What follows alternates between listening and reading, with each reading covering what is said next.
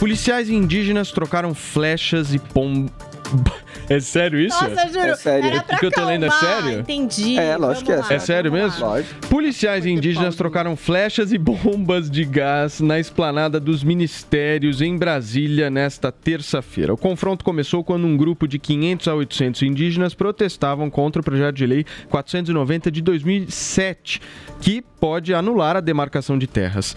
Devido à confusão, uma reunião que discutiria a proposta na CCJ precisou ser remarcada.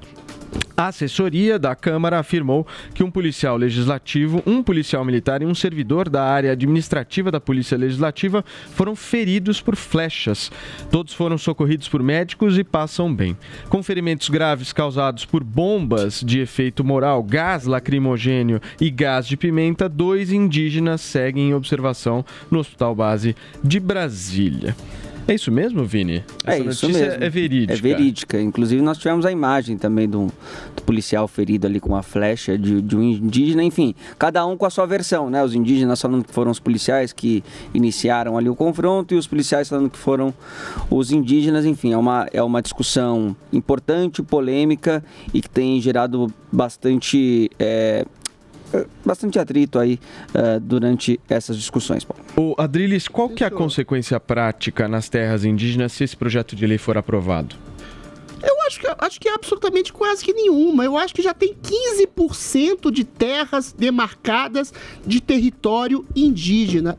Isso para 400 mil pessoas, 400 mil indígenas. Ou seja, isso não há possibilidade de demarcar, de alargar mais esse território. Agora, o que a gente vê nessas cenas de 3 policiais feridos por flechas é exatamente sintoma de um tipo de política pseudo-progressista de colocar o índio como um animalzinho de zoológico. Eu tenho certeza que a maioria da população indígena não age dessa forma. Isso são pessoas cooptadas por movimentos políticos oportunistas que querem, de alguma forma, se contrapor ao governo. Ou seja, era um projeto de sair do governo federal para o Congresso Nacional. Ou seja, qual que é exatamente a questão aí? Agora, enquanto não houver um tipo de pertencimento dos índios à sociedade como um todo, ocidental como um todo, a sociedade brasileira, enquanto houver esse tipo de separação de um Estado indígena colocado de cima para baixo pela Constituição, que acha que eles devem ser absolutamente intocados, inimputáveis, ser colocados como bichos amestrados dentro de uma terra, enquanto não houver a possibilidade dos índios serem agregados à cultura nacional, aprenderem a cultivar a terra, fazer agropecuária, ter internet, água encanada, esgoto, eles terem essa possibilidade de ir para os grandes centros, serem tratados como cidadãos legítimos brasileiros, sempre vai haver esse tipo de absurdo. Como é que você concebe índios invadindo o Congresso Nacional armados de arco e flecha e sendo tratados como bons animaizinhos domésticos? Ou seja, é exatamente sintoma de uma política absolutamente insana e preconceituosa. É a mesma coisa de pegar toda a população negra brasileira e colocar em quilombolas para preservar sua cultura original. Não existe mais cultura original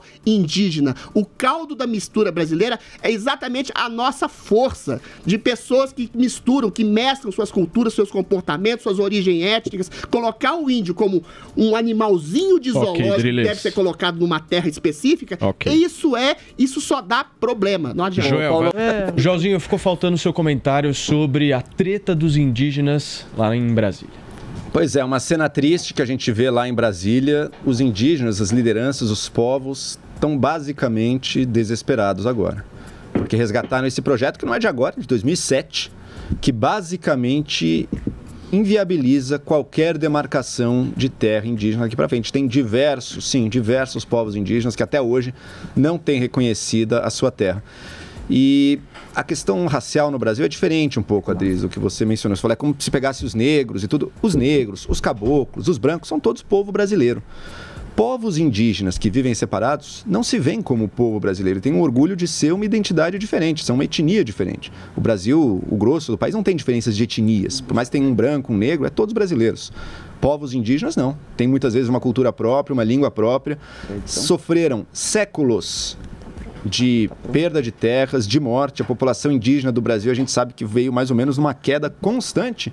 Até quando? Até que finalmente o Estado brasileiro, inspirado em ideais de brasileiros admiráveis, como o Marechal Rondon, que foi o primeiro aí a traçar grande parte do território brasileiro, a ter o bom contato com os índios, a buscar preservar os povos indígenas. O Brasil, inspirado pelos ideais de Rondon, Darcy Ribeiro, fez a política de demarcação de terras e desde então, finalmente, vejam só, a população indígena brasileira parou de cair, parou de morrer mais gente do que nasce, né?